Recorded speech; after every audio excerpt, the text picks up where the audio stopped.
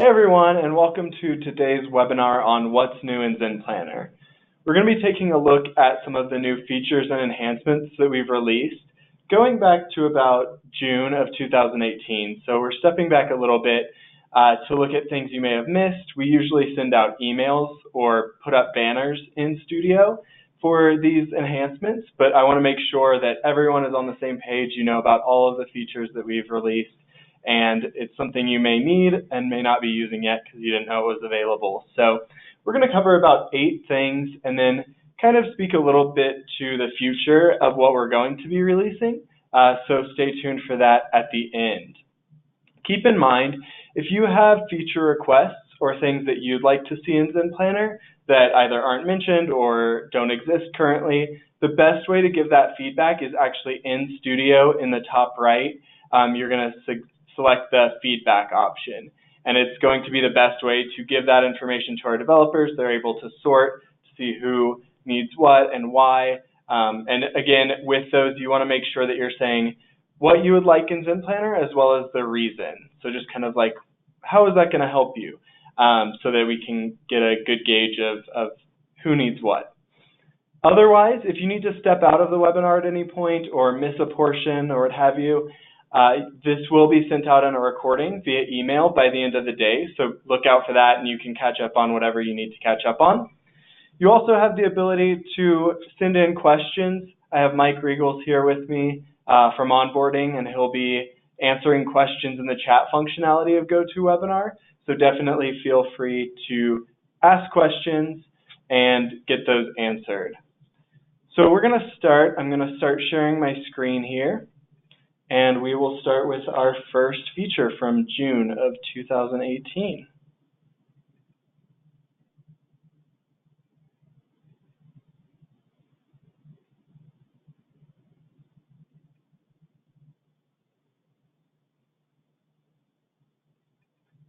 All right, so I'm going to get logged in real quick and then head into my test database.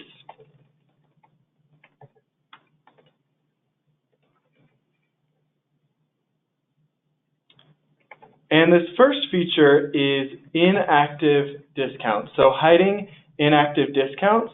So that actually extends to quite a few different things in Zen Planner. So it's going to be hiding inactive memberships, discounts, classes, and pay rates. And the reason that we wanted to release this when we did back in June is because we have people who have been with us for a long time.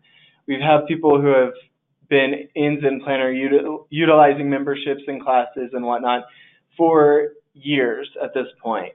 So a lot of that backlog is still in the system, maybe a promotion that you did back in 2015 or 2016 that is never going to apply again. And that was kind of bulking up people's membership lists. They would have to search kind of through these lists to make sure to find the things that they're looking for, or their discounts or what have you.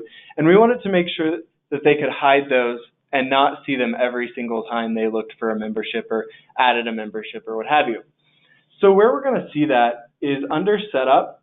And again, it applies to a few different things, and we'll take a look at a couple of the places that this applies to. But under membership options here is one of the most important, or one of the most used or utilized. So what we have here is the ability to see active memberships, inactive memberships, or all of them. So if we take a look, we can see we have 4 active memberships that we're currently using, and then we do have some inactive memberships that for whatever reason we're no longer selling, we're no longer utilizing. So it's a way to kind of hide those memberships so that every time you come in here you aren't seeing a list of 100 different memberships or however many you may have.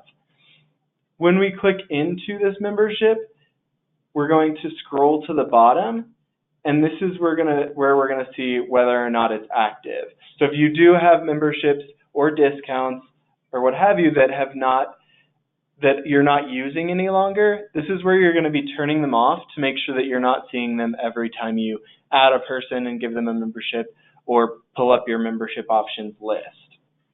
So if we deselect that, we can save changes. It gives us a little warning just to let us know kind of what we're doing here. And the the one thing about this is that people with this membership will not be able to use the kiosk to check into any classes. So if people are on this membership, you don't want to make it inactive. So for that reason, I'm going to leave it active because I have some people, obviously fake people, but some people in here that are using this membership. But that's how you're going to deactivate it so that it's not showing in Zen Planner anymore. And of course, you can always bring it back if you need to, but it's going to hide in that inactive list. As I mentioned, we're going to see that same thing with discounts. So if we click into discounts and surcharges, we can see the exact same kind of information. We have these active discounts, and then we also have some inactive discounts. This was from last spring, so I'm not using that discount anymore, and therefore I just want to hide it, make sure it's not showing. I'll just show you one more space where that is, and that's under classes. Same exact thing here. Active classes, inactive classes, or all of them. So just keep that in mind. The only other place it's going to apply is pay rates, which again, you may kind of have some old pay rates that you're not using anymore, and you may want to hide those. So that was our first one here. I just want to kind of take a minute to speak to kind of Zen Planner's process and why we're going back to June and kind of what the future looks like as far as releases and enhancements. But most of last year's resources kind of focused on scaling our infrastructure and making improvements to our technology stack so that we could scale with customer growth. We've gotten a lot of new customers. We wanted to make sure that our software was growing with our new customer base and that we were able to scale appropriately. So releases and enhancements did slow down a bit last year, and some of you may have noticed that. Some of you may be new to the software and not have even realized it. But now we've hired developers and doubled our resources, and now we're bringing product updates that kind of provide value to you as a customer as well as to all of our businesses that work with us. And we're able to bring it up to a more healthy frequency of releases and enhancements. So you're going to see a lot more things coming out from us that you may not have realized, were going to be available. And that kind of started early in 2019. You may have received a couple of different emails from me regarding what's new in Zen Planner with about 2 to 3 features per email, all in 2019. So we are going to talk about 3 features that happened in late 2018, but then the next 5 are all from 2019. So you can kind of see within just 3.5 months, we've been able to release quite a few new things. So just keep that in mind. And we're pulling these from what we see our customers' needs as based on the feedback that we got from Studio, as I mentioned, a good place to put in that information, and just what the need is in the industry. So I'll speak to that with each enhancement separately, but that's kind of what we're looking at and why we're choosing the things that we're choosing to enhance. So number 2, this one was also a while ago, so it was back in July of 2018, but I'm going to switch my screen here because this is actually an enhancement in Staff App, and it's the ability to add appointments in Staff App.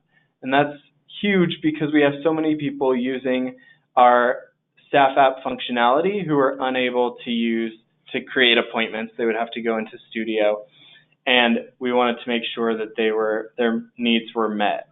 So if you don't use appointments for this reason, or maybe you just don't make a lot of appointments, this may not apply to you, but for people who do, this was a huge, huge improvement. So I'm in here in Staff App, a little way that we have of testing it in browsers. And it's very simple. All you're going to do is click on the plus button at the bottom and click Add Appointment there. And then just like with classes, you're going to be able to fill out all of the information about the appointment, including when it is, the staff member, the type of appointment that you're setting them up with, any assistant staff, again, the time, dates up top, the location, and then the person. I'm not going to search through this because it's going to search through all of Zen Planner's entire member base, so it might slow us down, but you're going to type in that person's name, set up the appointment, and save it. And that's huge for people who are big in appointments, so personal training or private lessons for martial arts schools. This is big because you have somebody coming up to you, you can just pull out your phone or your iPad and add that appointment quickly and easily in the staff app rather than having to get on your computer and log into Zen Planner on Studio. So that's big. And again, it's going to show up once you've actually added it in. Just like any other class, it's going to show up here in Zen Planner on your staff app in your class list, and it's going to show up for the member so that they can check into it when the time comes. So that's adding appointments in staff app. Our third feature enhancement is another appointment-centered option because we wanted to really enhance our appointment offering. And that is the ability to add appointment-based pay rates. And this came in two phases. So I'm going to switch back, and we're actually already on the pay rate screen. But this came in two different phases in November of 2018. And the first one was a base rate appointment. So if somebody were to book an appointment and attend that appointment, how much is that staff member getting paid for that appointment as a base rate? You know, that's always $20 or that's always $10 or what have you. That then came, our second phase was percentage-based pay rates. So let's take a look at that. If we add a pay rate here, we've always had hours, so like a pay rate based on the number of hours someone's working, or a pay rate based on a bill that somebody purchased. Maybe they bought a membership and somebody's supposed to get a portion of that or what have you. But instead of classes, we now have sessions to include both classes and appointments. So if we click into sessions, we're going to see the pay rate label, so we can name it appointment, or let's say personal training rate. We're going to choose the program just like with any other pay rate. And then right here, this is what's new. We're able to choose an appointment. So we can say, this is for our personal training appointments. We can choose multiple if we need to. But then that first phase was base rate. So every time someone books into a personal training session, the staff member gets $20. That's a flat rate for anyone who books into that. Or we can do the percentage of session value, which is giving them, the staff member, a portion of that person's punch card membership, or if it's a drop-in. So it's like 50% of that drop-in goes to the staff member, 50% goes to the business. Or with a punch card, let's say you sell a 10-punch private lesson punch card, they are going to get 5% every time somebody books that. So let's say it's $100. That person then gets $5 for conducting this appointment. So a fairly cheap example there, but that is what's going to calculate off of their punch card membership. And then you have the option to pay staff for a no-show, and then you have the ability to choose whether that's a staff member role or an assistant staff role. But if you're familiar with pay rates, all of this information is not new. This has kind of been around and how the layout has always been. But the main thing here is being able to choose appointments and then choose a base rate or a percentage here. So that's one big thing that we're able to do now.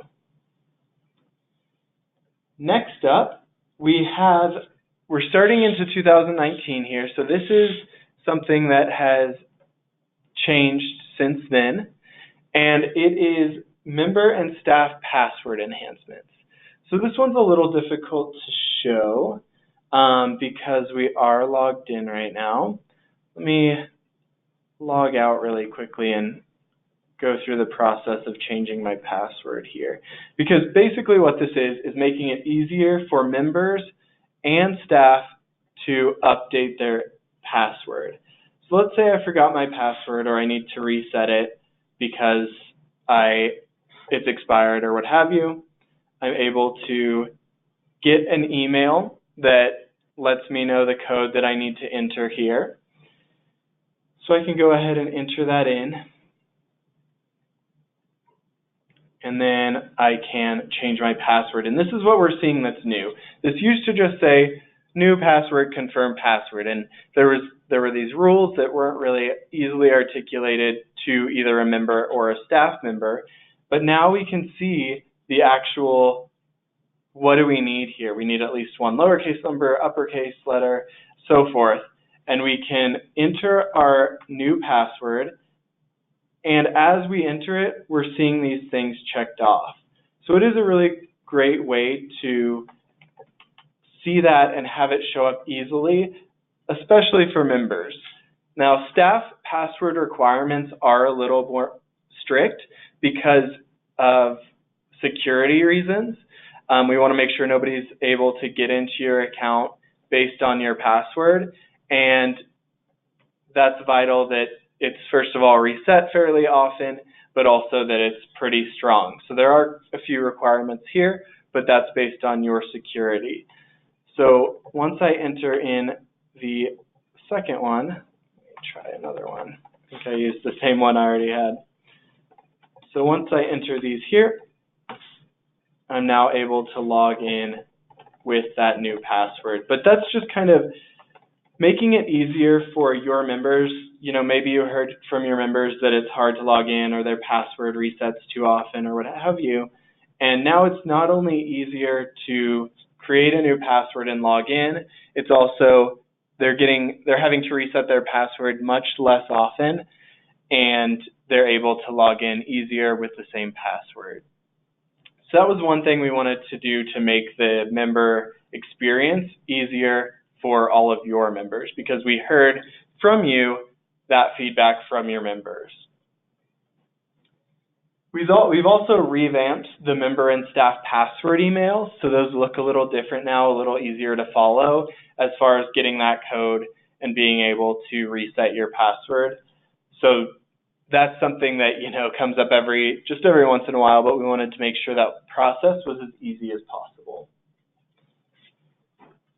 The next feature was a really big one, and it was something I've been here about 3 years, and it's been something that I know that a lot of people have wanted since I've been here, and that is the not specified gender option. And so if we go into people, let's click into Richard Adams here, or actually let's make a new person. We're going to see under gender that it defaults to not specified, and then you have male and female. And the reason that we wanted to do this is twofold. One is that we want it to be an inclusive software so that if people don't identify as male or female, they're able to choose not specified so that they don't have to fall into one of those two categories. The other is that the default for Zen Planner, and this may have been something you noticed if you did an import very early on in the onboarding process, but if, let's say you imported 50 people into the system when you started with Zen Planner, all of those people are going to default to male, which is just not accurate. So, I mean, it very well could be. But usually you've got a split of male and female participants or students. And so now those are all going to fall into the not specified category, which allows you, let's say you do that import and you forget to fill out the male-female column, they're all going to be not specified, and you can go through pulling a report to see who is not specified as male or female and switch those as necessary. But rather than defaulting to male for every single person, it's going to fall into that not specified category. So that was huge because we would do these large imports, everyone would come in as a male, and then your reports are skewed. If you were ever trying to pull a report of how many males do I have in the gym, how many females, that's all messed up based on the fact that there was no other default option. So now not specified is a way for us to have that information and switch it if necessary. That's also going to apply to leaderboards in the workout functionality. So as some of you know with your workouts, if you're using workout tracking in Zen Planner, you are able to see leaderboards based on the top males and top females. But if somebody is not specified, they do show up on the overall leaderboard still. So you're able to compare everyone in the class or everyone for that day during that WOD or what have you on your leaderboard with the not specified option. Cool. That was a huge one again that a lot of people were asking for, one of our top feature requests, certainly, for those two reasons.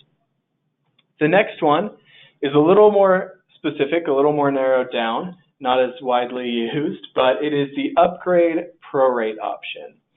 So what that means is if we go into our person here, and let's say we go into Michael Crichton and we go to his membership. He has a current membership, the bill has been paid, and he is good to go. Actually, let me check one other person, because it looks like his bill is deleted. So I'm going to clear out these bills here so we can see how the bill is changed when you upgrade a membership. So that's what we're doing here, is we're trying to upgrade a membership. So if I mark all of these as paid, it's going to get us to the default we want to be at here. So if somebody needs to change a membership halfway through their membership and they've already paid for it, that's where this is going to come in handy. So John Grisham here has paid $150 for his membership that started on April 1st and ends on May 1st.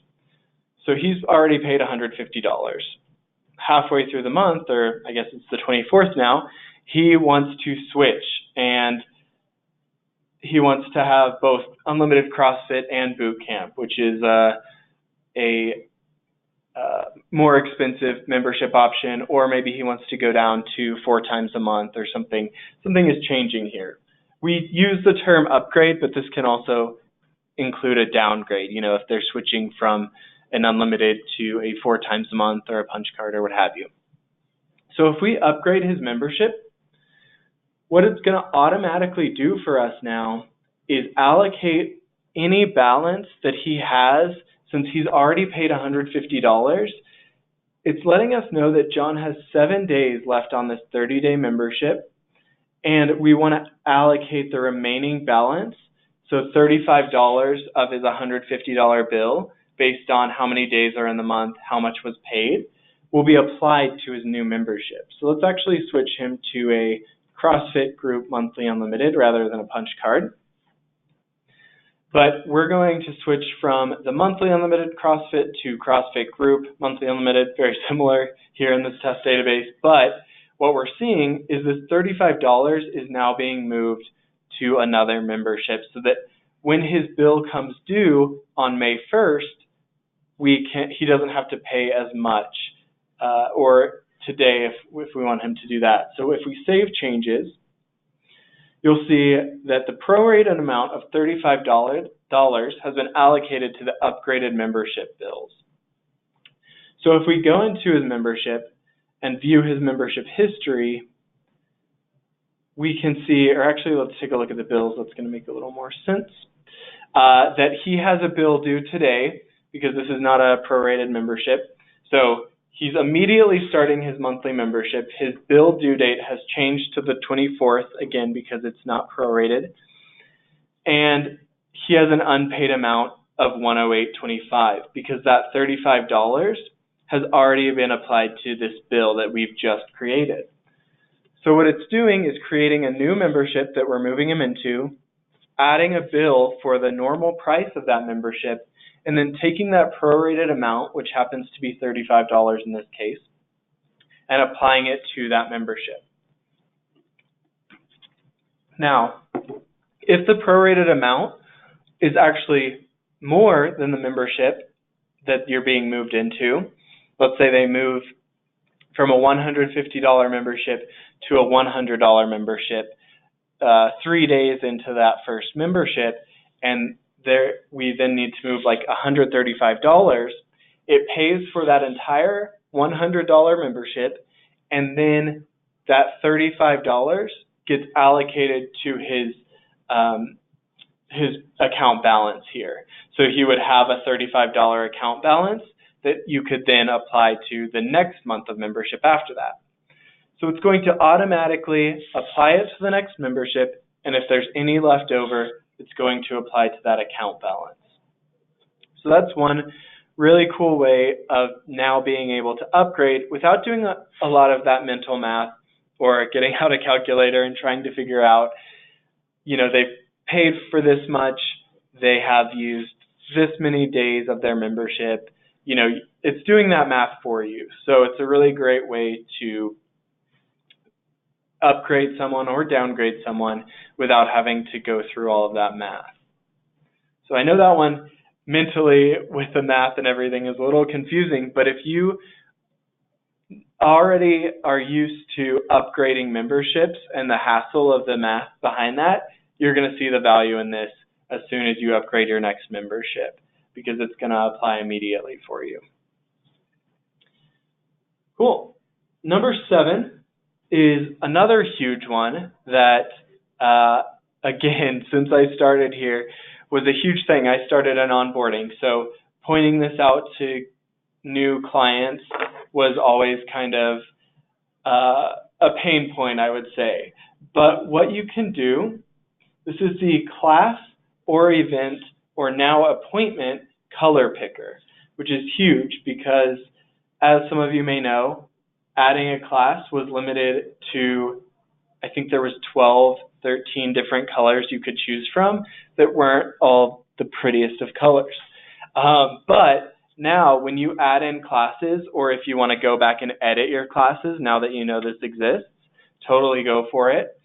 You have the ability to add a calendar color based on the hex code, maybe of your brand, or by using the color wheel here and kind of pulling it around where you need it to go.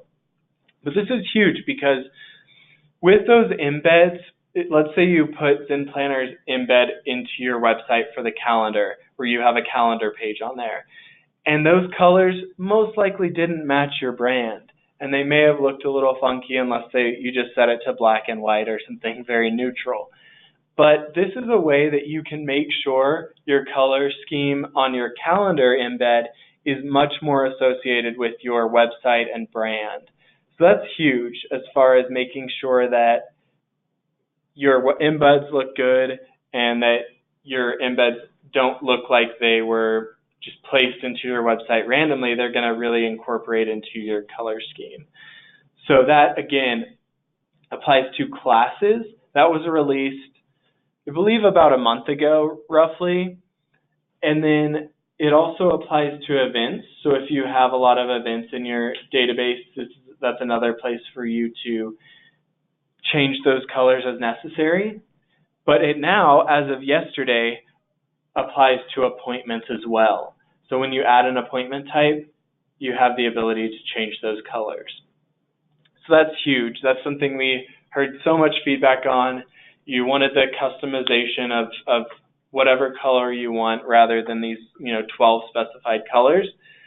And maybe you have more than 12 classes, so there's some overlap there. But now you can adjust those as you see fit to better fit into your website and to your brand. Cool. The last one here was released around the same time as the appointment color picker, about a month ago. So as I've mentioned, these things are rolling out quite a bit now. They're coming a lot faster than they were in 2018. So we're seeing a lot more new releases, new enhancements that are what people are asking for. And this one is in the member app, and it is the ability to see attendances. So what's huge about this is that anyone who uses the member app, whether they go to yoga or CrossFit or martial arts school or what have you, can now see the number of attendances they've had. So if we click into calendar, it's going to default here to attendance, and we can see how many classes they've attended this week or this month, as well as last week and last month, just for comparative purposes. We're also going to see the last 60 days.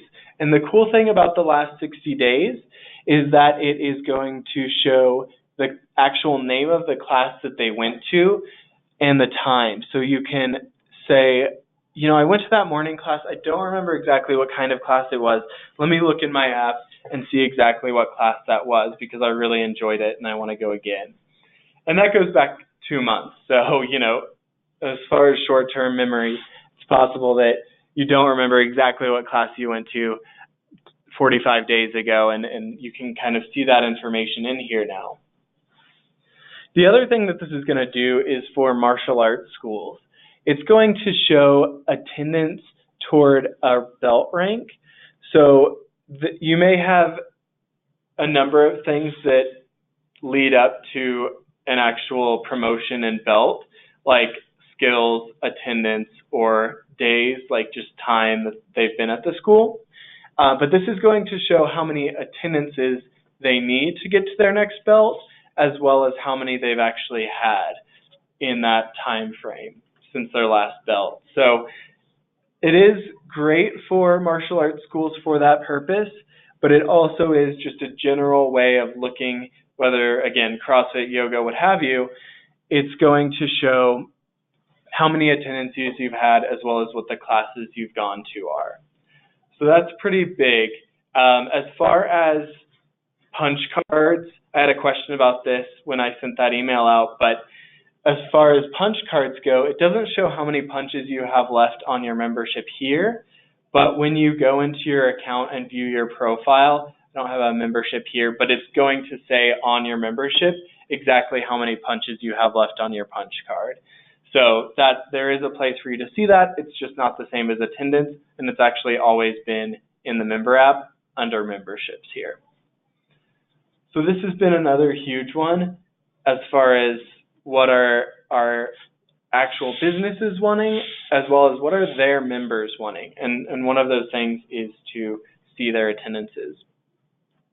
One other note for this one specifically is that we aren't doing all-time attendances because we don't want to, every time someone loads their member app and looks at their attendances, that's a lot of strain on the servers to pull every single attendance for every single member going back years even. So we wanted to release this. If there's a need for it to go back further or what have you, we can certainly look into that, but we just wanted to do the last 60 days for now to show here's what's happened over the past 2 months, the classes you've attended, the times, and as well as some totals for the week and the month. Cool, so that's what we have for features and releases. Again, you may have seen these in the emails I've been sending out. So this may not all be new, but hopefully you saw something that you didn't know existed yet, and you can go into your own database and change either your inactive memberships or class calendar picker or class calendar color picker, or get kind of like adjusted based on what's available now.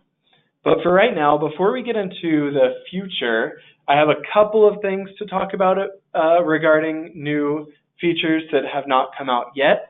But before we do that, let me see if there's any questions that I can address as a whole that maybe people have been chatting in about these features here.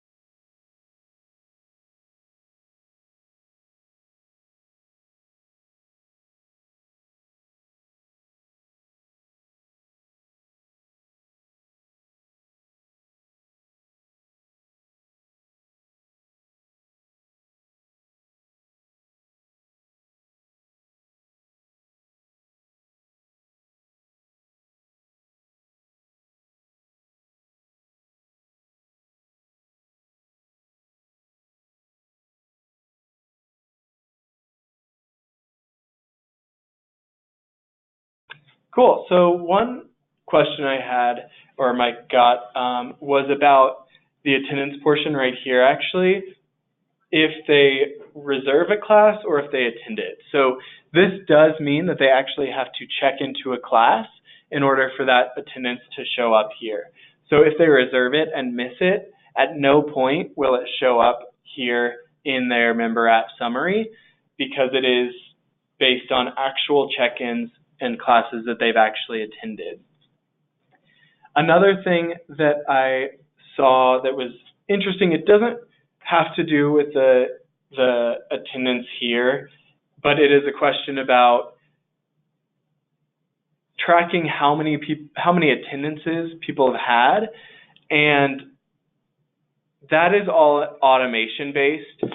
So it doesn't have anything to do with the member app necessarily, but if you were to call into support to set up an automation about, I want to get an email when somebody's attended 20 classes or 30 classes or what have you, that's done in automations, and I can just kind of point to that at the very least, but I won't get into that since it's not necessarily exactly what's happening with the member app attendance here. But let me just show where those live under automations here. We can see all of our automations as well as attendance automations for 50 classes, 100 classes. You can make it for however many you need, but keep that in mind that that is available. It's just a separate part. It's an automation here. Or you can pull reports based on that, but an automation is going to alert you that way. Cool. And then I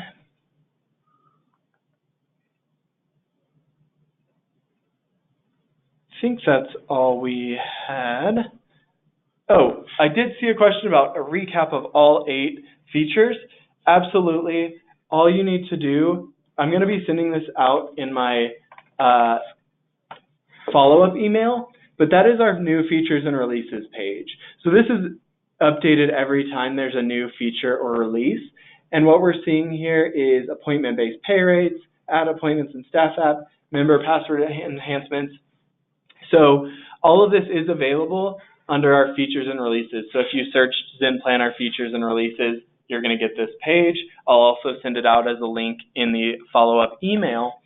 But the nice thing about this is if you don't want to watch the webinar again, or I didn't go into enough detail about something, each of these has a either help doc or blog that kind of explains a little bit deeper how to set that up. And of course, if you have questions, don't hesitate to reach out to our support team, but you can find tutorials as well as more information on this new features and releases page. So you can see all of them that I went over today, as well as further back. We go kind of far back here into gift cards and the kiosk mode and all of that, but that's where you're going to be able to find a recap of all of those.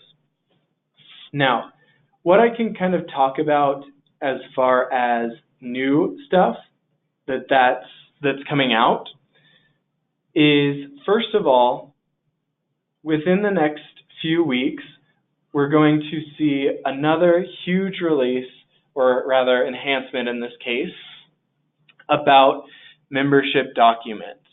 And so if we go into setup and signatures here, you may have set these up a long time ago when you started your database. These are the documents that people sign in Zen Planner, either universal documents, which mean they go out to every single person that comes into your gym, whether they are a free trial, a membership, a drop-in, whatever, they need to sign it as a liability usually to make sure that they can participate.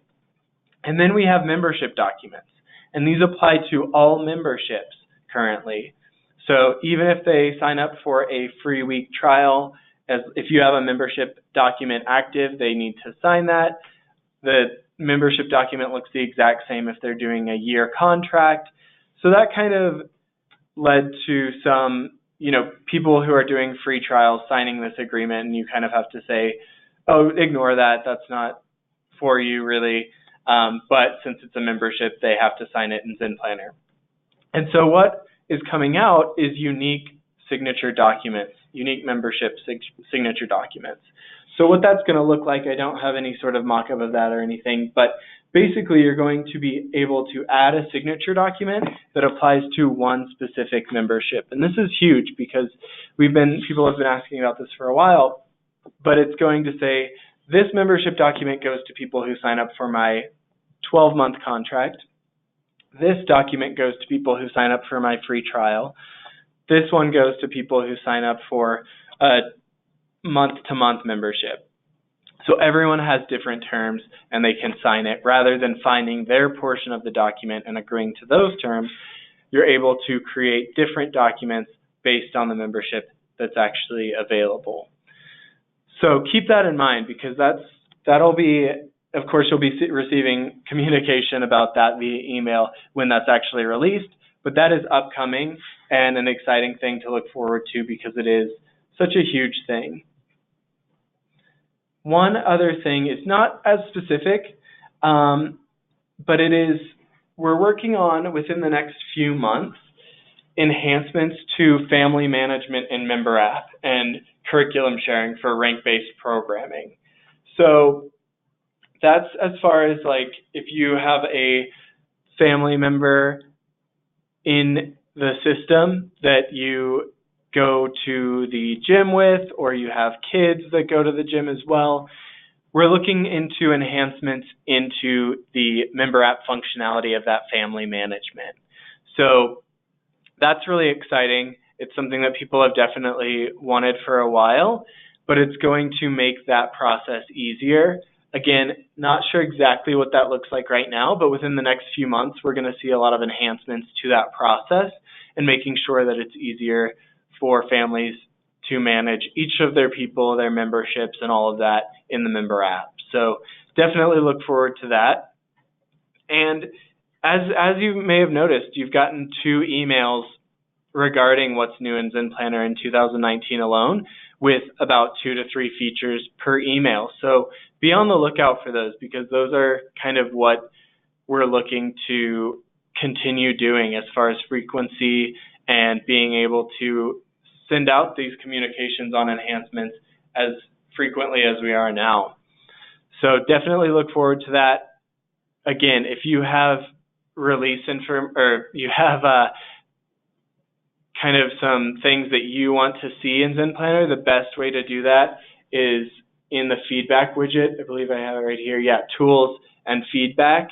That's the best way to give that information rather than replying to an email or even telling customer support. You can certainly voice your opinion, but the best way to see that information come through and be collected by our dev team is through the feedback here. So just keep that in mind. That's about all we had for today. Thank you so much for showing up. I hope y'all are excited about these features as well as what's upcoming, because it's been a lot of really cool things that we've wanted to see for a long time. So we're going to just keep pumping out new things, and we're excited to announce that as it comes along. But that's all we had for today. I look forward to seeing you at the next webinar, and we will talk to you then.